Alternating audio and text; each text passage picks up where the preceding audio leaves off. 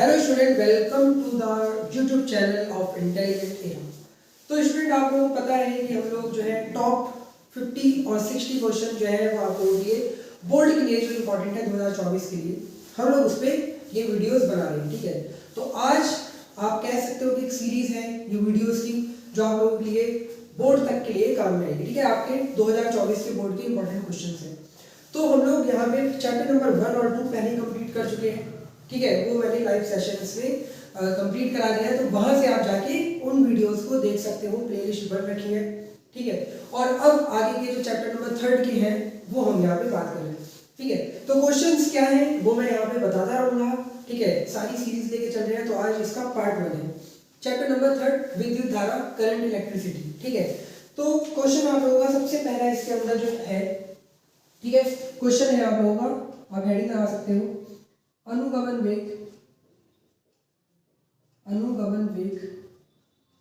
और विद्युत धारा में संबंध। ठीक है, एक साथ सारे इंपॉर्टेंट क्वेश्चंस जो है वो आप लोगों को वीडियो पहले पुरानी भी बना रखी है, बट नई वीडियोस में जल्दी बना दूंगा।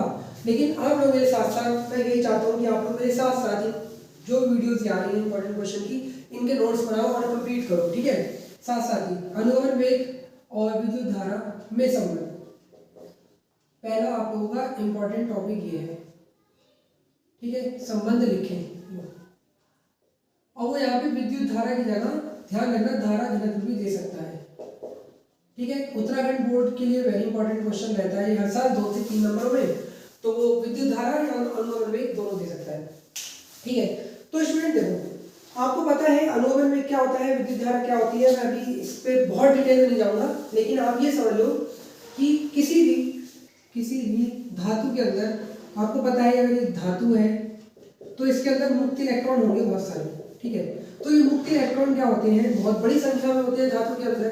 अब ये एक तरीके से अनियमित रूप से गति कर रहे होंगे इस धातु के अंदर। ठीक है, अनियमित रूप से गति कर रहे होंगे। जब ये गति कर रहे होंगे, ठीक है, तो जैसे ही आप इसको बैटरी से कनेक्टेड कर दो, जैसे ही बैटरी से कनेक्ट करोगे तो क्या होगा, अब ये सारे के सारे इलेक्ट्रॉन जो है वो एक ही दिशा में गति करने लग जाएंगे, बिकॉज बैटरी के कारण इन पे सब पे अब क्या होने लग जाएगा, एक बल लगेगा। देखो यहाँ से पॉजिटिव है, ये पॉजिटिव आ जाएगा, और इधर नेगेटिव है तो नेगेटिव आ जाएगा।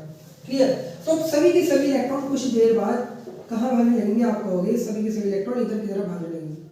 ठीक है, तो किसी धातु के अंदर ये कंडीशन होती है जब हम बैटरी लगा देते हैं और हम कहते हैं विद्युत धारा चल रही है, बिकॉज अब इलेक्ट्रॉन एक ही दिशा में भाग रहे होंगे और धातु विद्युत धारा का संचालन कर रही होंगी। ठीक है, चलो, अब होता क्या है, अंदर जो है वो बहुत ही भारी संख्या में इलेक्ट्रॉन है, बहुत ही ज्यादा, मतलब समझ लो, ऐसे समझो कि छोटे से कमरे में 100 लोगों को फटाफट चलने के लिए बोल दिया है, आंखें बंद करनी उनकी, पट्टी बांधी आंखों में, और बोल रहे हैं रुकना नहीं है, चलते रहो चलते रहो। अब समझ लो कि वो कमरा जिसमें 20 जने भी ढंग से नहीं आ सकते थे, वहां 100 जने कैसे चल रहे होंगे, इमेजिन कर पा रहे हो आप? हाँ, इमेजिन कर लिया तो बहुत अच्छी बात है। तो ये जो इलेक्ट्रॉन है अभी गति तो कर रहे होंगे, ठीक है, गति कर रहे होंगे, लेकिन इलेक्ट्रॉन एक दूसरे से टकरा रहे होंगे। ठीक है, टकरा रहे होंगे, तो हर एक इलेक्ट्रॉन का जो भी वेग होगा, हर एक इलेक्ट्रॉन का जो भी वेग है, इन वेगों का औसत ही क्या होता है, हमारा अनुगमन वेग होता है। मैंने बहुत सिंपल वे में समझाने की कोशिश करी है। ठीक है, क्या होता है, हर एक इलेक्ट्रॉन जो त्वरित वेग से गति कर रहे होते हैं। ठीक है, आपने बैटरी दी, अब इनमें त्वरण उत्पन्न हो गया, अब ये त्वरित हो गए। ठीक है, तो त्वरित वेग से जो गति कर रही है, अब बहुत सारे इलेक्ट्रॉन है, तो इन सभी इलेक्ट्रॉन का औसत निकाला वेगों का। ठीक है, इलेक्ट्रॉनों के वेगों का औसत निकाला, वही अनुगमन वेग होता है। क्लियर, चलो, अनुगमन वेग समझ में आया। हाँ, अब विद्युत धारा तो सबको पता ही होगी क्या होता है, आवेश प्रवाह की दर, तो इस पर मैं नहीं जा रहा क्योंकि ये तो बेसिक है। ठीक, तो अब मान लिया हमने हमारे पास कोई धातु है, ठीक है, और धातु को हमने बैटरी से जोड़ दिया है। बैटरी से जोड़ने के कारण धातु में इलेक्ट्रॉन जो है वो अब, या तो आवेश जो है वो पागलों की तरह गति कर रहे हैं। क्लियर, इतनी बात समझ में आई। चलो, अब हम मान के चल रहे हैं कि जब हम बैटरी कनेक्ट कर देंगे, ठीक है, आंसर कर रहा हूँ मैं इसका, बैटरी कनेक्ट कर देंगे हम लोग तो धारा बनेगी, तो कितनी धारा प्रवाह होगी। ठीक है, विद्युत धारा आप कहोगे I बराबर होता है Q/T, से समीकरण 1 बना के छोड़। ठीक है, सीधी सी बात है, अगर कहीं भैया धातु में बैटरी कनेक्ट कर दी है, तो अब पक्की बात है कि विद्युत धारा का संचालन होगा, तो जो धारा बनेगी वो I बराबर Q बटे T होती है। क्लियर? चलो समझ में आ गया, ठीक है सर। हाँ, और आगे बढ़े। अब मान लो किसी धातु में या ऐसे मान लो धातु में ठीक है, धातु में इलेक्ट्रॉन का जो अनुगमन वेग है, इलेक्ट्रॉन का अनुगमन वेग हमने मान लिया Vd है, ठीक है, अनुगमन वेग Vd है, और सारे के सारे जो इलेक्ट्रॉन है वो 1 सेकंड के अंदर, ठीक है, 1 सेकंड में कैपिटल ए क्षेत्रफल से गुजरने वाले इलेक्ट्रॉन की संख्या,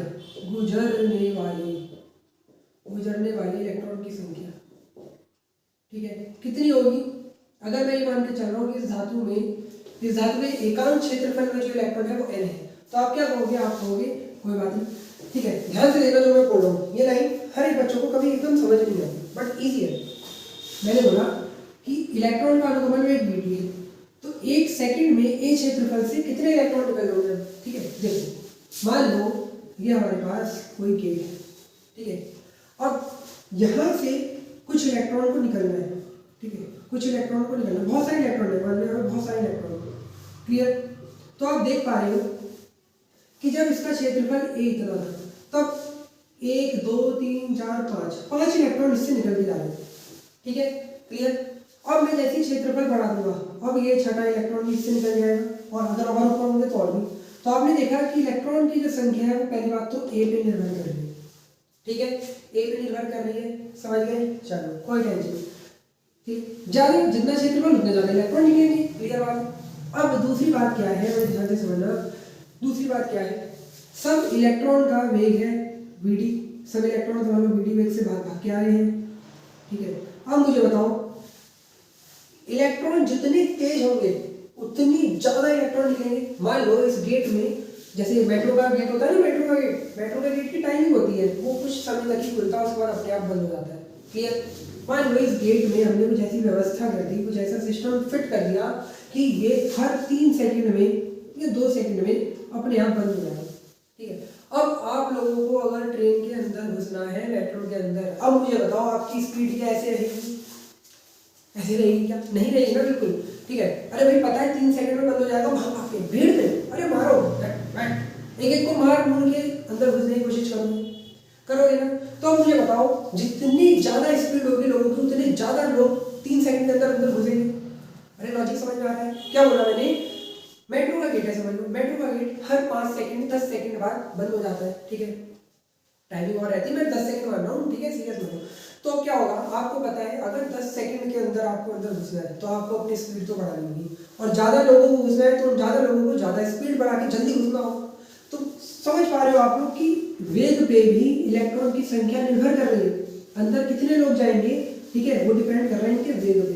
तो हमें दूसरी चीज मिला Vd, ठीक है। अब तीसरी चीज तो अपने आप में संख्या है, ठीक है, एकांक क्षेत्रफल में कितने इलेक्ट्रॉन है? n, तो वो n। तो हमें पता चला कि 1 सेकंड में ए क्षेत्रफल से कितने इलेक्ट्रॉन निकलेंगे? NVDA या NAVD, कुछ भी बोल दो, ठीक है, गुणा में। क्लियर? समझ आ गई चीज? चलो ये पॉइंट मेरे हिसाब से आप लोगों को क्लियर होगा, कैसे मैंने यहाँ पे ये लिख दिया, ठीक है। अब ये तो 1 सेकंड में था, तो t सेकंड में गुजरने वाले इलेक्ट्रॉन की संख्या कितनी हो जाएगी? गुजरने वाली इलेक्ट्रॉन की संख्या बताओ। आप कहोगे t सेकंड में, अच्छा एक में इतना है, ठीक है, तो t में t से गुणा कर देंगे, लो भाई NAVD इंटू टी, लो t से गुणा कर, कोई दिक्कत? तो हमें पता चला कि t सेकंड में इसके पास से इस जो भी ये क्षेत्रफल है, इससे आप कहोगे NAVD इंटू टी इलेक्ट्रॉन निकल गए, ठीक है। अब मुझे बताओ हर एक इलेक्ट्रॉन पे कितना आवेश होता है? आप कहोगे हर एक इलेक्ट्रॉन पे आवेश होता है E। एक इलेक्ट्रॉन पे आवेश कितना होगा? आप कहोगे E। 2 इलेक्ट्रॉन पे कितना होगा? आप कहोगे 2E। कितना कहोगे? 2E। समझ में आ रही है चीज? 3 इलेक्ट्रॉन पे कितना कहोगे? आप कहोगे 3E।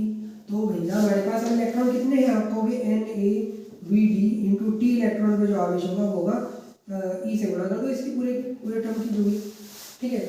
तो हर एक इलेक्ट्रॉन पे E आवेश है, तो एक पे इतना, 2 पे 2E, 3 पे 3, तो इतने इलेक्ट्रॉन पे गुणा कर दो इससे, ठीक है। तो लिख लो, ठीक है। तो अब लिख लो तुम लोग, प्रत्येक इलेक्ट्रॉन पर यह आवेश होता है, तो इसलिए देखो प्रत्येक इलेक्ट्रॉन पर आवेश बराबर, ठीक है, या एक इलेक्ट्रॉन पर ऐसे लिख लो, चलो प्रत्येक को छोड़ो, एक पे लिख लो, एक इलेक्ट्रॉन पर आवेश बराबर ई, इसलिए ठीक है आप कहोगे NaBd इंटू टी इलेक्ट्रॉन पर आवेश, क्या कर दोगे, इसे गुणा कर दो इसकी, लोगे। अब ये आवेश क्यों ही तो होगा, देखो टोटल इलेक्ट्रॉन पे आवेश, देखो सारे के सारे इलेक्ट्रॉन जो भाग रहे थे तभी तो धारा बनेगी, तो ये टोटल आवेश हो जाएगा। क्यों, इस क्यू को समीकरण 2 को मैं उठा के एक में रख दूंगा, समीकरण 2 का मान एक में रख दे, समीकरण 2 का मान एक में। अगर आपको वीडियो अच्छी लग रही हो तो लाइक कर देना, ठीक है। 2 का मान एक में रख दे और शेयर जरूर करो अपने फ्रेंड के साथ। तो क्यू का मान आप कहोगे E into NaBd into T, और नीचे टी है, टी से टी कट जाएगा और I बराबर आएगा NaBd इंटू टी। तो ये तो हमारा आ गया एक NaBd इंटू ई, कैसे लिख दिया, ये आ गया अनुगमन वेग और विद्युत धारा में संबंध उतारना, ठीक है। यहाँ तक अगर आपका आता है अनुगमन वेग और विद्युत धारा तो आप यहाँ तक करके आओगे। उसके बाद आपको धारा घनत्व वाला भी केस आना चाहिए। देखो अब धारा घनत्व क्या होता है, सिंपली धारा घनत्व होता है धारा घनत्व J बराबर, ठीक है, जिसको हम लोग बोलते हैं current density. So current density is defined as J is equal to I upon E, यानी कि एकांक क्षेत्रफल से कितनी धारा बह जा रही है वो आपकी current electricity, sorry current density होगी J। तो I का मान तो ये आया हमारे पास NaBd इंटू रख दे, चलो जैसे ही रखोगे NaBd इंटू ई और नीचे A है, A से A कट जाएगा, आपके पास आएगा J बराबर NaBd इंटू ई। ये है धारा घनत्व और अनुगमन वेग में संबंध। तो ये आपका एक टॉपिक कंप्लीट हो गया है, ठीक है। दूसरे क्वेश्चन पे हम बढ़ते हैं जल्दी से इसलिए।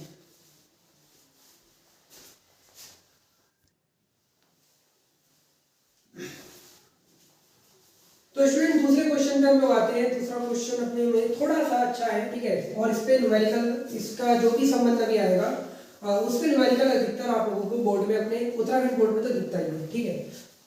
क्या है क्वेश्चन, सेल का विद्युत वाहक बल और टर्मिनल विभवांतर और आंतरिक प्रतिरोध में संबंध। तो पहले विद्युत वाहक बल ईएमएफ के बारे में थोड़ी सी जानकारी मिल जाए तो फिर मजा ही नहीं आ जाएगा।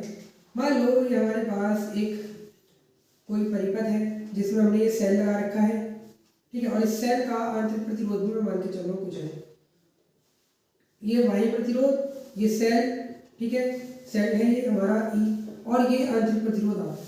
अब क्या होता है आपको पता है, यहाँ से आवेश यानी कि धारा निकलती है। क्लियर, इतनी बात क्लियर है सबको, पता है, पता है, चलो बहुत बढ़िया। अगर पता है तो बहुत बढ़िया, नहीं पता है तो क्या कर रहे हो यार 12th में, अभी तक वही इतना नहीं पता है जिसको, क्या कर रहा है 12th में, कुछ नहीं, चलो बहुत कुछ कर रहा है, बहुत कुछ कर रहा है, बस पढ़ाई के अलावा बहुत कुछ कर रहा है ना। हाँ ठीक, देखो तो आपको क्लियर पता चल रहा है कि एक बाह्य प्रतिरोध है, एक आंतरिक प्रतिरोध और एक सेल। अब क्या होता है, देखो जो ईएमएफ होता है सेल का, यानी कि विद्युत वाहक बल, वो कुछ इस तरीके से डिफाइन है। ये क्या लिख दिया, ये क्या लिख दिया सर आपने, देखो मैंने बोला एकांक आवेश को, देखना बड़े ध्यान से सुनना, मैं लिखवाऊंगा नहीं लेकिन मैं बेसिक बता रहा हूँ, मेन है हमारे को करना। एकांक आवेश को सेल सहित पूरे परिपथ में प्रवाहित करने में जो किया गया कार्य होता है, यानी कि आपका जो आवेश है, ये आवेश चलेगा चलेगा आएगा, यहाँ तक आएगा और सेल के साथ होते हुए चला जाएगा, यानी कि आप पूरे आवेश को यहाँ से यहाँ तक ले जाने में सेल को भी पकड़ लेगा, ठीक है, ले जाने में जो कार्य कर रहे हो वही आपका ईएमएफ होता है, ठीक है, W/Q। क्लियर वही चीज यहाँ पे ध्यान रखना, सेल सहित है, सेल सहित आवेश को आप लेके जा रहे हो पूरे परिपथ में, सेल को भी नहीं छोड़ना, सेल के अंदर से भी जो आवेश को लेके जा रहे हो वो कार्य ईएमएफ, ठीक है। अब दूसरा शब्द है हमारा टर्मिनल विभवांतर। टर्मिनल विभवांतर, अब टर्मिनल विभवांतर क्या चीज है, देखो टर्मिनल विभवांतर हमारा कुछ नहीं है बल्कि ये भी एक V से प्रकट करते हैं, इसे E से करते हैं, ठीक है, इसको E से दिखाते हैं और इसे B से। टर्मिनल विभवांतर भी W/Q है, लेकिन अब क्या फर्क है दोनों में, तो देखो मैंने एक्सटर्नल लिख दिया। एक्सटर्नल का मतलब ये है, अब मान लो आप क्या कर रहे हो, फिर से यही डायग्राम बना रहे हो, ठीक है। देखो बेसिक के साथ बात कर रहा हूँ, ऐसा नहीं कि हवा में सारी चीजें हो रही हैं, ठीक है, ताकि समझ में तो आए हो क्या है, ठीक है। फिर से वही परिपथ बनाया है, आर बाह्य प्रतिरोध, हमारा सेल और उसका आंतरिक प्रतिरोध, हमारा सेल और उसका आंतरिक प्रतिरोध, ठीक है। क्या होगा ध्यान से देखो, अब आवेश जा रहा है, आवेश जा रहा है, लेकिन यहाँ और यहाँ तक आप देख लो बस आवेश, ठीक है। आप आवेश को यहाँ से गया गया गया क्यों आवेश पूरे परिपथ में होके आया, और किन्हीं दो बिंदुओं के बीच, ये डॉट डॉट जो मैंने दिखाए, इन दो बिंदुओं तक के बीच, यहाँ से देखो ये डार्क कर रहा हूँ, यहाँ से लेके यहाँ तक कार्य करने में, आवेश को ले जाने में जो कार्य करना पड़ रहा है, ठीक है, जो मेरे लिए एक एक्सटर्नल बाह्य प्रतिरोध सॉरी परिपथ है, बाह्य परिपथ है नहीं पूरा बाहर बाहर यार, सेल थोड़ी आ रहा है इसके अंदर। जब सेल के अंदर से भी आवेश को देख रहे हो आप, प्रवाहित होने में कितना कार्य करना पड़ रहा है, ठीक है, पूरे सेल के अंदर से, तो वो ये है। जब आप सेल को छोड़ रहे हो और बाहर बाहर परिपथ में कितना घूम के आया आवेश, कितना कार्य कर रहा है, तो वो आपका टर्मिनल विभवांतर है, ठीक है। और आंतरिक प्रतिरोध 2023 में तो आंतरिक प्रतिरोध क्या होता है ये भी पूछ लिया था, ठीक है। अच्छे लोग बता के आ रहे होंगे, कोई बड़ी चीज थी नहीं। तो सेल का विद्युत अपघट्य, ध्यान रखना क्या बोल रहा हूं, सेल का विद्युत अपघट्य, तो सेल का विद्युत अपघट्य ही सेल के धारा के मार्ग में रुकावट डालता है, वही उसका आंतरिक प्रतिरोध कहलाता है। क्लियर है तीनों चीज? चलो पहले बेसिक समझ में क्या बोला मैंने बोला विद्युत अपघट्य, सेल का विद्युत अपघट्य, पढ़ के आए हो केमिस्ट्री में, विद्युत अपघट्य अलग अलग होते हैं हर सेल के लिए। तो वही धारा के मार्ग में रुकावट डालेगा कि नहीं भैया हम नहीं बने देंगे, हम प्रतिरोध बनेंगे आपके लिए, ठीक है। तो बस वही आपका आंतरिक प्रतिरोध होता है, ठीक है। ऐसा नहीं है कि उसके अंदर अलग से कोई आपने प्रतिरोध घुसा लिया, ऐसा कुछ नहीं होता। एक मटेरियल है, नेचर है सेल का कि उसका विद्युत अपघट्य रुकावट डालेगा, ठीक है। घर का बेटी लंका है कहते हैं ना, घर का बेटी लंका है, वो केस आप इंटरनल रेजिस्टेंस के साथ, आंतरिक प्रतिरोध के साथ लगा सकते हो। चलो अब आ जाओ अपने डेरिवेशन। बेसिक समझ में आ गया विद्युत वाहक क्या होता है, ठीक है, टर्मिनल विभवांतर क्या होता है, आंतरिक प्रतिरोध क्या होता है। अब इनकी जल्दी से डेरिवेशन डालेंगे। देखो मैंने मान लिया कि हमारे पास सेल में, ध्यान रखना, सेल में आई धारा है, आई धारा प्रवाहित हो रही है, ठीक है। ये थ्योरी बोल के नहीं लिखूंगा, नोट्स चाहिए, ठीक है, तो आप इंटेलिजेंट मेरा टेलीग्राम ग्रुप ज्वाइन कर सकते हो, ठीक है। और वहां से आप मुझे कमेंट कर देना, मैं नोट्स प्रोवाइड कर दूंगा, ठीक है। तो मान लिया